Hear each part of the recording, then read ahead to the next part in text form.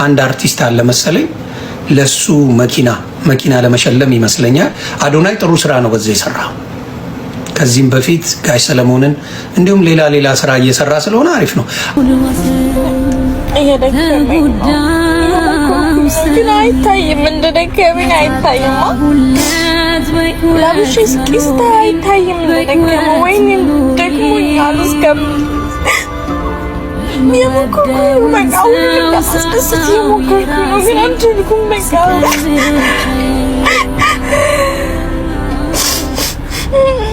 ዝም አልኩኝ በጣም ብዙ ጊዜ ግን አልቻልኩም። አሁን ላይ ደግሞ የደከመኝ ነው። እውነቴን ነው። እንዴት ልንገራችሁ ቤተሰቦቼ፣ ያው ምንም ቤተሰብ የለኝም ከእናንተ ውጭ። አሁን ደግሞ ግን እየሰለቸኝ ነው። ህይወት መግፋት ራሱ ከብዶኛል። ህይወቴ ከብዶኛል፣ አስጠልቶኛል። እቺ ነኝ እኔ ዋንቲያ። ነውር ጌጡ የሆነ ትውልድ ከእናት ተፈጥሮ እናትን እየሰደበ የእናትነት ዋጋን ያሳጣ ትውልድ። እንዴትስ አንዲት ፍሬ ታዳጊን እናት የሆነችን ሴት በራሷ መጣጣር መቆም የምትሞክርን ሴት ለማሸማቀቅ ያን ያህል ርቀት ተጓዛችሁ? እስከምንስ አውቃችኋት የነውር አንደበታችሁን ለመዘርጋትስ ዳዳችሁ? ይህች ሴት ታዳጊም ሆና በዛ ላይ እናትም ሆና ራሷን ለማኖር እጅግ በጣም ምጥር፣ ትናንትና ማንም ምንም ባልነበራት ጊዜ በኢትዮጵያን ፊት ለፊት መታ እናት ነኝ አሁን እዚህ ችግር ውስጥ ነው ያለሁት እርዱኝ ያለች ትንሽ ታዳጊ ዛሬ የበሰለች እድሜ ያስተማራት ራሷንና ልጇን የምታስተዳድር ህይወቷን ለማቆያት ልጇን ለማሳደግ ምንም ነገር የምትሞክር እጅግ በጣም ታታሪ ሴት። በተወሰኑ ቅርርቦቻችን ዋንትያ መናገር አይደለም የጥንካሬዋን ጀግንነት እንኳን አድንቀን አንጨርስላትም። ራሷን ያስተማረች ራሷን እዚህ ያበቃች ነች። እውነት ነው ትናንት እርዱኝ ብላ በእያንዳንዳችን የቴሌቪዥን ገጽ መስኮት ላይ ነበረች።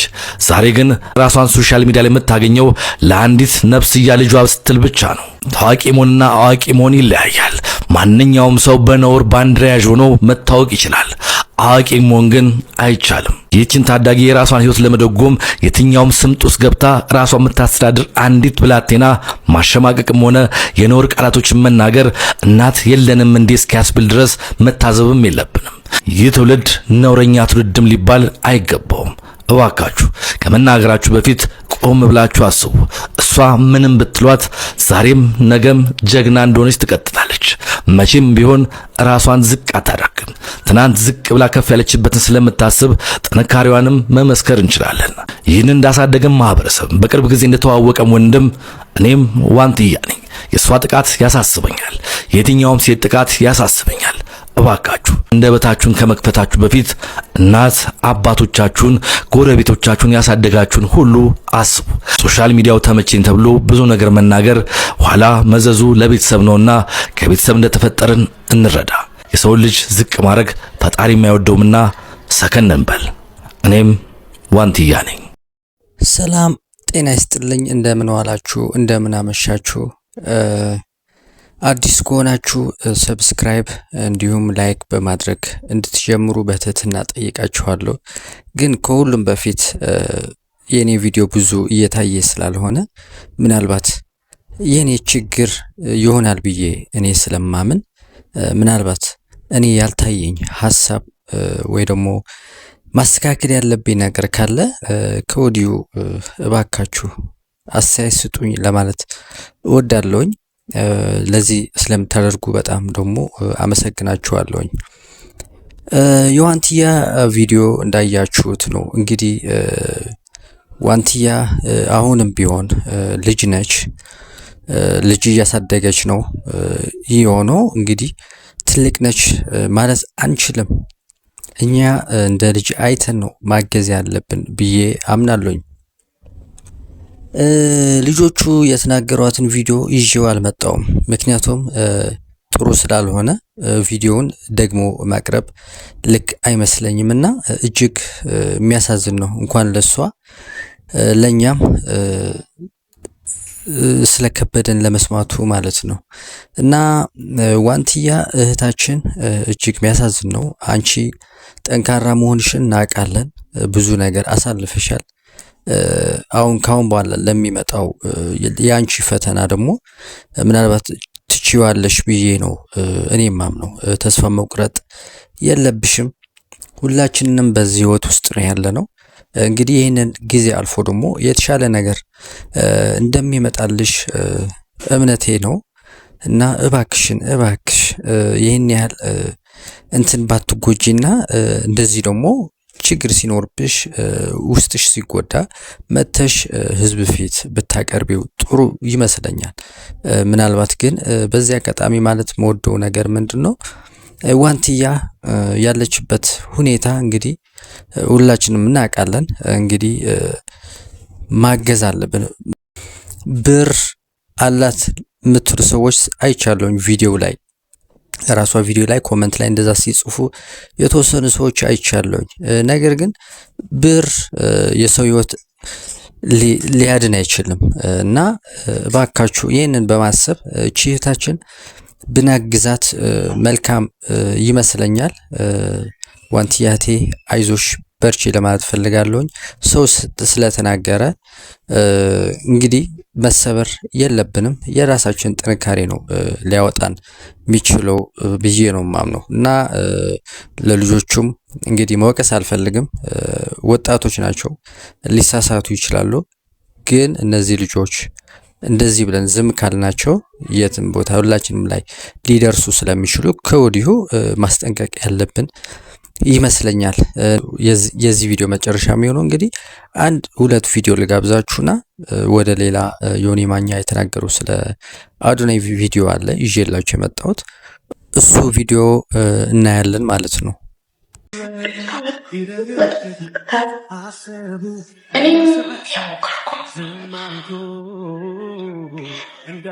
እኔም የሞከርኩኝ ነው።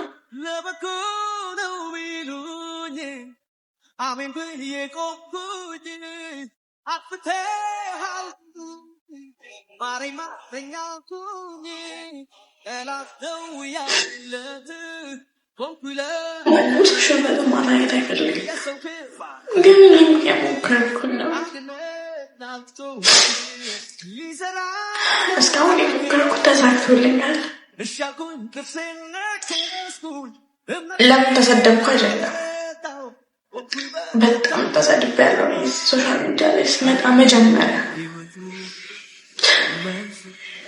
ግን የተሰማኝና አብራችሁ ማልቀስ የፈለኩት እነግራችሁ እኔን እንድትረዱ እንድትሰሙኝ የፈለኩት እንዴት ልጄን ይሰድቧታል እኮ እንዴት እያሳደግኳት እንዳለ እኔ ነኝ የማውቀው። እየሞከርኩኝ ነው የኔን ደስታ እያጨለምኩኝ ሰውን ለማስደሰት እየሞከርኩ ነው። ለራሴ ሳልሆን ለሰው እየሆንኩኝ እየሞከርኩኝ ነው። የኔ ህዝብ ማን ያያል?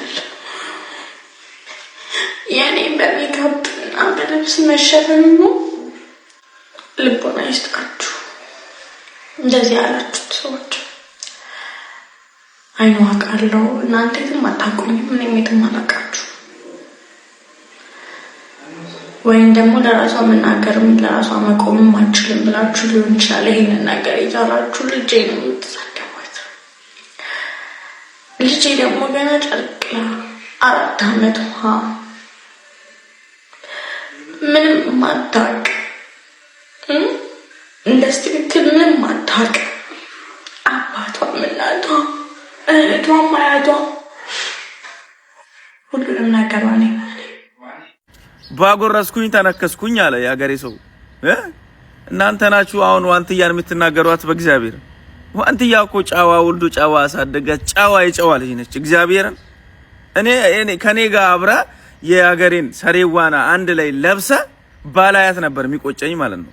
ዋንትያ ማለት በጣም ጫዋ ዲሲፕሊን የሆነች ልጅ ነች። እግዚአብሔርን ከማንም ጋር የማትነካካ በልጇ ደግሞ የማትደራደር እሷ ራሷ ልጅ ሆና ልጇን እንዴት አድርጋ የሚታሳድግ እናት እንደሆነች የማታውቁ ምን አይነት ጊዜ ላይ ነው የደረስነው? ባወራችኋት አፍ ተነስታችሁ ይቅርታ ጠይቋት። ዋንትያ እግዚአብሔር ነው ምላችሁ የሷ እንባ እናንተን ያስለቅሳችኋል። እመኑኝ ያስለቅሳችኋል። ዋን ያይዞሽ በቃ ሶሪ ይቅርታ የኔ ቆንጆ። ወይኔ ጉዴ! አዶናይ ቲክቶክ አዋርድ አላሸንፍም አለ። አዶናይ ተስፋ ቆረጠ። ኦ ማይ ጋድ ተስፋ ቆረጠ። ምንድነው እያደረገ ያለው? ብዙዎቻችሁ ተጨናንቃችኋል። ከዚህ በፊት የፖስትኩት ቪዲዮ አለ የቀጣይ ዓመት ቲክቶክ አዋርድ ማሸነፍ አልፈልግም የሚል ቪዲዮ። ለምን እንደሆነ ላስረዳችሁ እየተራመድን ማለት ነው። ስሙኝ ልንገራችሁ። አንድ የተረዳሁት ነገር አለ ስለ ህይወት ማለት ነው። እሱ የተረዳሁት ነገር ምንድነው መሰላችሁ? ቲክቶክ አዋርድ ለማሸነፍ ብዬ ነገሮችን ማድረግ አልፈልግም። እኔ ቲክቶክ አዋርድ ማሸነፍ የምፈልገው ሰዎችን በማገዝ ነው። በገንዘብ ብቻ ሳይሆን በሰዎችን በማነቃቃት የሰዎችን መንፈስ በማደስ አይናፋር የሆኑትን ኮንፊደንት እንዲሆኑ በማድረግ ቲክቶክ መጀመር ፈልገው ቤታቸው የተደበቁ ሰዎች ከቤታቸው ወጥተው ራሳቸውን እንዲያጋልጡ በማድረግ ምክንያቱም በረከታቸው እዛ ነው የሚገኘው። ዘመኑ እየተቀየረ ነው ያለው። ላይክ አላማዬ ሰዎችን መርዳት እንዲሆኑ ፈልጋለሁ። አላማዬ አዋርድ እንዳሸንፍ መሆን የለበትም። እኔ ደግሞ ከምጠላው ነገር ምን እንደሆነ ታውቃላችሁ? ማስመሰል። እኔ ማስመሰል አልወድም፣ ማስመሰል አልፈልግም። because ሳስመስል እጨናነቃለሁ፣ ሳስመስል ይደብረኛል ከምታስቡት በላይ ማለት ነው። እና ቲክቶክ አዋርድ ሽልማት ለኔ ጥቅሙ ምንድነው? because እንደ አንድ አዶናይ በቀን 4 አዋርድ አሸንፊያለሁ አይደል? ምን አይነት ስሜት አገኘው ከዛ አዋርድ? አይ ቲንክ በጣም ምስጋና ተሰማኝ። ኦፍ ኮርስ ደስታ ተሰምቶኛል ለዛ ምሽት ማለት ነው። ግን ያ ደስታ በጣም አጭር ደስታ ነበረ። የተሰማኝ ኩራት ነበር፣ ሰላም ነበር፣ ሙሉነት ነበረ። because ያረኩት ነገር ነበር ያ ነገር እንዲመጣ ማለት ነው። ካሁን በኋላ ግን ያ ነገር እውን እንዲሆን ለየት ባለ መንገዱ ነው ማሸነፍ የምፈልገው። የኔ ዋና ዓላማ ቲክቶክ አዋርድ ማሸነፍ ሳይሆን የኔ ዋና ዓላማ እናንተን ማገዝ ነው። መምረጥ አዶናይን መምረጥ የእናንተ ምርጫ ነው። ምረጡኝ ብዬ ካስገደድኳችሁ ምን ይሆናል መሰላችሁ? እግዚአብሔር ከጻፈው ነገር ተቃራኒ እየሄድኩኝ ነው። እግዚአብሔርን እየገፋሁት ነው። ካቀደልኝ ውጪ ለመጓዝ እየሞከርኩኝ ነው ማለት ነው። አዶናይ ማለት በጣም የሚሰራ ሰው ነው። አዶናይ ማለት ምንም ተስፋ የማይቆርጥ ሰው ነው። አዶናይ ማለት በጣም ትልቅ ዲሲፕሊን ቢልድ ያደረገ ሰው ነው። አዶናይ ማለት ኢንተርናሽናል መሆን የሚፈልግ ሰው ነው። እኔ ከቲክቶክ አዋርዱ በላይ ነኝ ብዬ አስባለሁ። ልንገራችሁ፣ ባሸንፍ ባላሸንፍ ማለት ነው። ስለዚህ እናንተ ከዚህ መውሰድ ያለባችሁ ነገር ምንድነው? አንድ ነገር ማሸነፍ ከፈለጋችሁ ስለዛ ነገር ማሰብ ሳይሆን አንደኛ ራሳችሁን ማሸነፍ ይኖርባችኋል። ራሳችሁ የምታሸንፉት ደግሞ እግዚአብሔር ያወጣላችሁ መንገድ መከተል ስትችሉ ነው። አያችሁ፣ ብዙዎቻችን እግዚአብሔር ያወጣልን መንገድ አንከተልም። ለምን? እሱ መንገድ እንፈራዋለን፣ አናምነው። እግዚአብሔር እኮ ይነግረናል፣ መጨረሻውን ያሳየናል። ያንተ መንገድ ይህ ነው፣ የምታሸንፍበት መንገድ ይህ ነው፣ ሰላም የሚሰጥህ መንገድ ይህ ነው ይለናል። እኛ ግን በፍርሃት ፈርተን ምን እናደርጋለን? አይ እግዚአብሔር ሆይ ያንተ ያልከኝን ነገር ምስክርነት ስለሌለው እውን እንደሚሆንልኝ እርግጠኛ ስላልሆንኩኝ የራሴ መንገድ አወጣለሁ ነው። የራሴ ነገር አወጣለሁ እንላለን። ያ መንገድ ደግሞ የፍርሃት መንገድ ይባላል። ያ መንገድ የማስመሰል መንገድ ይባላል። እኔ ይህ አዋርድ ለማሸነፍ ብዬ መጣርና መልፋት የለብኝም። እግዚአብሔር ያወጣልኝ መንገድ መከተል ነው ያለብኝ። አሁን ደግሞ እግዚአብሔር ምን ብሎ ነገረኝ? አዶናይ በጣም ብዙ ነገሮች አድርጋል። አሁን ግን ረጋ ብለህ የምትናገርበት ሰዓት ነው። አሁን ረጋ ብለህ ኮንፊደንስ የሌላቸው ሰዎች የምትረዳበት ሰዓት ነው። አሁን ረጋ ብለህ እፍረት የሚሰማቸው ሰዎች፣ በራስ መተማመን የሌላቸው ሰዎች፣ ቁጭት ውስጥ ያሉ ሰዎች የምታግዝበት ሰዓት ነው። አሸናፊዎችን የምትፈጥርበት ሰዓት ነው። አንተ ብቻ ሳትሆን ኢንተርናሽናል መሆን ያለብህ፣ በጣም ብዙ ሰዎች ኢንተርናሽናል መሆን አለባቸው። በአንተ ምክንያት፣ በቃላቶችህ ምክንያት፣ በምትናገረው ነገር ምክንያት እናንተን አሸናፊ አድርጌ እኔ አሸናፊ መሆን ከቻልኩ አስቡት ምን አይነት ሙሉነት እንደሚሰማኝ። አያችሁ፣ አንዳንድ ሰዎች ሰልፊሽ ናቸው። ራሳቸው ብቻ ማሸነፍ ይፈልጋሉ። እኔ ብቻ ላሸንፍ ብዬ ከተናገርኩኝና ካሰብኩኝ ጋይስ ይህ ለራሱ ትልቅ ሽንፈት እንደሆነ ማወቅ አለባችሁ። that means እኔ ውድድር ውስጥ እገባለሁ ማለት ነው። ውድድር ውስጥ ደግሞ መግባት አልፈልግም። because አዶናይ ማለት አሸናፊ ነው። የሚያሸንፈው ደግሞ እግዚአብሔር ባወጣለት መንገድ እንጂ የሌላ ሰውን መንገድ በመከተል አይደለም፣ በማስመሰል አይደለም። አሁንስ ገባችሁ? ወዳችኋለሁ። ተስፋ አልቆረጥኩም። ቻው። እንዴ ሳይጠይቁት አቤት የሰይጣን ጎረቤት ይባላል ከና አባባሉ። ብትጠየቅ ኦፍ ኮርስ ግን አግዙ። ፖፑላር ኤሌክትሮኒክስ ፎሎ አድርጋችሁ እንትናን ማንን ነው አንድ አርቲስት አለ መሰለኝ ለሱ መኪና ለመሸለም ይመስለኛል። አዶናይ ጥሩ ስራ ነው በዚህ የሰራው።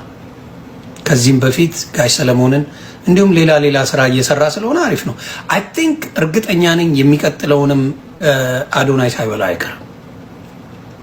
የሚቀጥለውን ቲክታክ ፌርን አዶናይ አሁን በሚሰራው ስራ ከቀጠለ የሚቀጥለውን ቲክታክ እሱ ነው የሚበላው። ቤቱን እሱ ነው የሚያሸንፈው። በዚሁ ከቀጠለ አዶናይ በዚሁ ከቀጠለ ፎር ሹር አዶናይ ይበላዋል። ቢበላውም አልቃወመው። ትክክለኛ ፌር የሆነ ስራ ነው የሰራው። ህዝብ እንዲታገዝ አድርጓል። ህዝብ እንዲረዳ አድርጓል። በዚህ ነገሩ ምንም ተቃውሞ የለኝም። አሁን የስራውን ፍሬ እያየሁት ስለሆነ በዚሁ ከቀጠለ አንደኛ እንዲመረጥ ከሚደግፉት ሰዎች መካከል ዮኒ ማኛ ነው። ጌታ ምስክሬ። በዚህ እንደዚህ እያሰራ ሰዎችን የሆነ ነገር እንዲያገኙ ካደረገ 100% ደግፏል። ጥሩ ስራ። እኔ በሚሰራ በሚታይ ነገር ላይ አልቃወምም። ስለዚህ ያንን እደግፋለሁ። አሁን በሚሰራው ነገር ላይ ደጋፊው ነኝ። በአዶና ላይ ምንም ተቃውሞ የለኝም። አሪፍ አስተያየት ነው ዮኒ። እንግዲህ ለነበረኝ ቆይታ እስካሁን ከቆያችሁ በጣም ነው የማመሰግነው። አዲስ ከሆናችሁ ሰብስክራይብ እንዲሁም ሀሳብ ስጡኝ ለማለት ፈልጋለሁኝ። ጤና ይስጥልኝ።